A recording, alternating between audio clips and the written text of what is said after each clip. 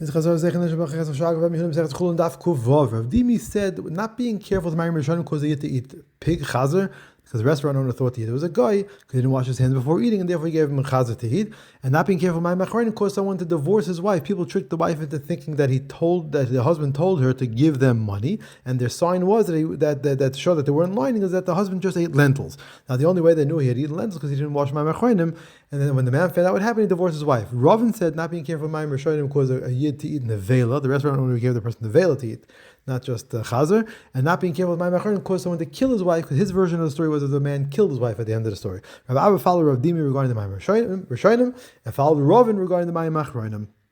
With regard to water heated by fire, Chizkiah said it may not be used for Marim Rishonim, but Rav Yochanan said it could be used. Rav Yochanan said that he asked for Gamliel, the son of Rebbe, who only ate things at a level of taharas, and he said that all Gedolim of the Galil use such water. With regard to water from the Chamei Tveria, Chizkiah said it may not be used for Marim Rishonim, but may be used to toivel one's hands in them. Rabbi Yochanan said one may be toivel his entire body in them, but not his face, hands, and feet.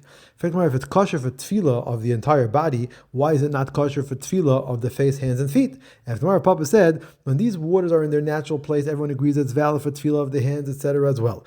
If the water is taken in a keli and poured onto the hands, everyone agrees it would not be kosher for Marim Rishonim. Machlekes is regarding a case where the water was channeled to a smaller area that's still connected to the main body of water. Rabbi Yochanan holds it's not valid for tefillah of the hands, as a gzeira may lead to someone to take the water in a keli and pour it over the hands.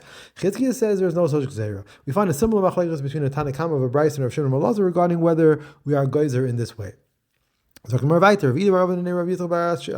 said the reason we're required to wash our hands for bread is to create a routine for truma, and also because it's a mitzvah. What's the mitzvah? Abayi said it's a mitzvah to listen to the words of Chacham. Rav said it's a mitzvah to listen to the words of Rabbi Elazar ben Aruch, who says that there's a basis in the Torah for this washing. So Rabbi Elazar and Rabbi Shaya said the Rabbanan only mention washing the hands for produce for purposes of cleanliness. Those in the yeshiva thought that this means that there's no obligation, but there's still a mitzvah. Rava said there's no chiyuv and there's no mitzvah; it's only optional. This argues Rav Nachman, who said that someone who washes his hands for produce is considered to be haughty, balgaiva. So Rabbi Chana said that he was by Rav Ami and Ravasi, and a basket of fruit was brought to them. They ate without washing their hands. Also, they did not give me anything to eat. They did not try to include me as a third person to allow for zeman for benching. And they went ahead and each benched on their own. From here we learn three things. Number one is that you don't have to wash your hands for produce. Number two is there's no zima for eating produce.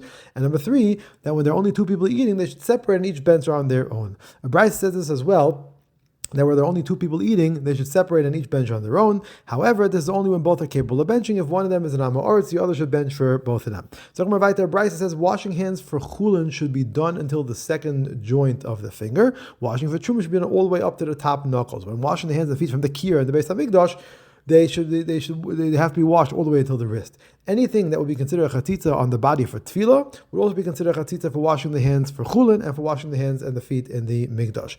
Rav showed that when washing for chulin, one must wash his hand until the second joint, and when washing for truma, he has to wash up until the top knuckle. Shmuel showed that in both cases, the one must wash until the upper knuckle. Rav Sheshes showed in both cases, one must only wash until the second joint.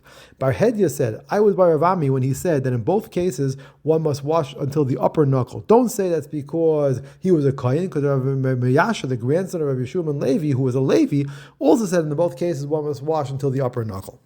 Rav said a person may wash his hands in the morning and stipulate that they remain tar for eating bread the entire day based on this washing. In fact, Rav Avina told the people of Paksa the Arvos, where water was very scarce, that they may wash their hands in the morning and stipulate that they should remain tar for eating bread the entire day based on this washing. Some say Rav Avina only allowed this because of the pressing need, meaning the scarcity of the water, but otherwise he would not have allowed it, and therefore he argues on Rav. Others say they would have allowed it even without the pressing need as well, and was therefore following the view of Rav.